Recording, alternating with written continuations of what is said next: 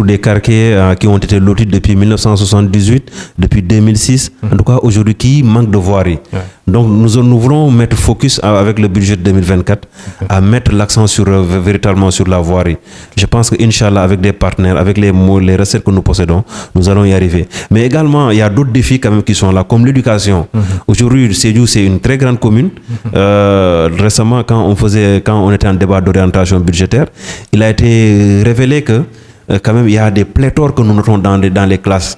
Donc ce qui fait que l'enseignement-apprentissage devient une difficulté ici. Donc nous sommes en train en tout cas de réfléchir avec notre plan triennal de développement, comment il faudrait créer une école pour que véritablement que nos enfants là puissent étudier dans de très bonnes conditions. Ça c'est des défis en tout cas qui sont là. L'électricité, encore il y a des niches quand même qui doivent être exploitées pour que véritablement les populations soient dans de très bonnes conditions, de même que l'adduction d'eau.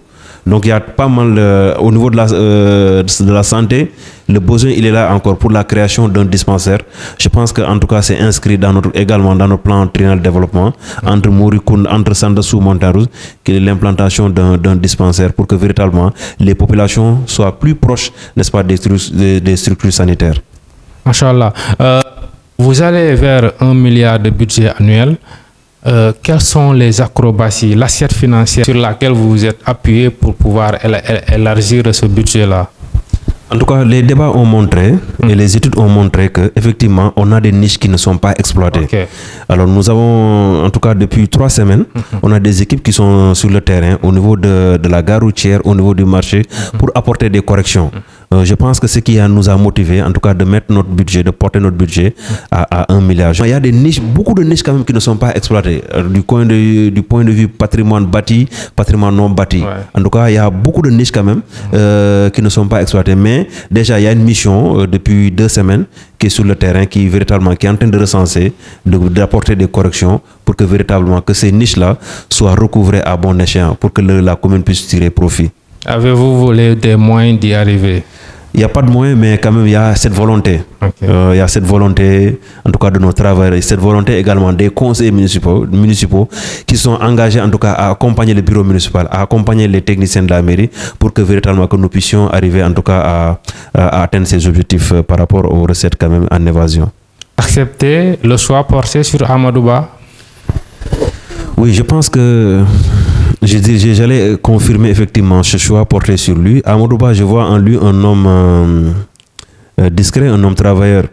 Peut-être que les critiques ne vont pas manquer. Parce que moi, je dis toujours que nous sommes dans un monde de contestation. Donc, toute personne qui va être au-devant, il va être contesté. Mais moi, j'assume et je respecte ce choix porté sur lui. Et je pense effectivement c'est le mot d'ordre au niveau de la base ici, pour que véritablement que nous puissions aider ces candidats choisis par la coalition Benno Bokk Yakaar, pour que véritablement qu'ils puissent être le candidat potentiel, en tout cas à la présidentielle de 2024. Quelles sont la mobilisation que vous êtes en train de mener? Là, il y a eu un travail qui a été fait. Mais bien avant, il y a eu des comités de quartier qui ont été installés, qui ont abouti sans doute à une mobilisation des militants au niveau de la base, et qui a également permis de faciliter la collecte plutôt des parrainages, et que nous avons remis à notre délégué régional, le ministre Abdoulaye Diop, qui a pu remettre ça au délégué national. C'est vrai qu'il y aura toujours du travail à faire. Si l'on sait que quelque part dans le Benno, il y a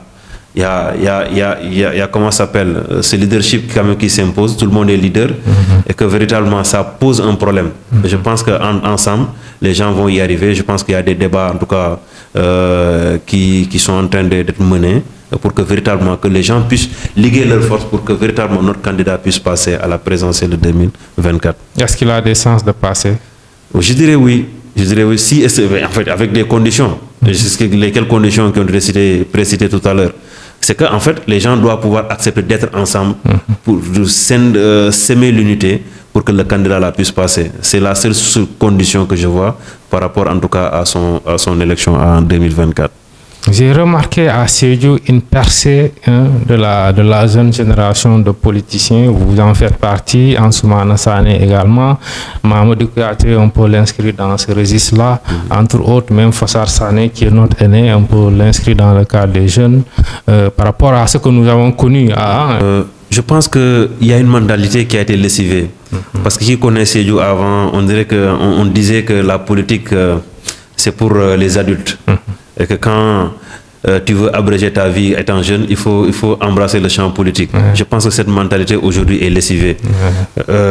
Aujourd'hui, on a eu de jeunes cadres, ça il faut le dire, qui sont souciés du développement de leur ville. Je pense qu'ils voient, c'est des gens qui ont voyagé, qui ont pu étudier et qui pensent qu'effectivement Sédhiou doit pouvoir bouger. Je pense qu'en somme, c'est ce qui traduit cette volonté politique qui fait que le l'environnement politique aujourd'hui est occupé par des jeunes. Donc ils ont de l'ambition pour leur cité. Je pense que c'est normal. Tout jeune quand même, conscient, intellectuel, doit pouvoir être soucieux du développement de sa commune. Maintenant, le plus important, c'est que nous puissions mettre nos énergies positives pour Sédhiou. Je pense que c'est l'appel que je voudrais en tout cas véritablement lancer à cette jeune génération aujourd'hui qui est en politique, de pouvoir mettre nos énergies très positives pour Sédhiou. Sédhiou a besoin de cela parce que j'allais dire que Sédhiou fait partie des endroits les plus reculés, les régions les plus pauvres. Et si ces fils aujourd'hui ont décidé de faire de la politique, ils doivent pouvoir se mettre ensemble, mettre des énergies positives ensemble pour que Sédhiou véritablement puisse décoller.